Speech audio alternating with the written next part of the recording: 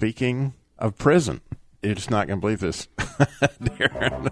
So, speaking of prison, Darren, and Kathleen, how did Mr. Nucleus escape from prison? I bet you're wondering about that. Some with a cell? You got it. He came through the cell wall. Little biology. Oh, okay. And you may not know this, but it's because prison walls are never built to scale. Never. And I do have a very dear friend who's been incarcerated for 13 years, and he will tell you that his favorite punctuation mark is the period. You know why? Because it does marks the end of a sentence. And believe it. And this one never got to the CLI table for resources because this was a short fortune teller who escaped from prison.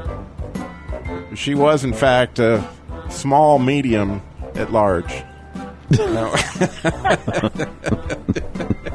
That's funny. Very cute. Yeah, that was cute. I like that, Kathleen. I concur. Yeah. Yep. Yeah. So, last but not least, because I just thought, I kind of created this one myself at the end of this list. I said, this is really, I find this humorous. For a chocoholic, right?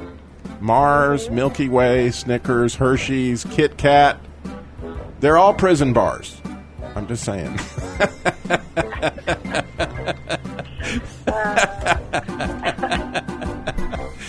So at the end of the air, all that hilarity that I know you can hardly hold it back right this minute. We do have to get to our actual riddle. So today's riddle: who was the first prisoner in the Bible? Who was the first prisoner in the Bible, which was partially because his clothing was a pigment of his father's imagination? Who was the first prisoner in the Bible, which was partially because his clothing was a pigment of his father's imagination?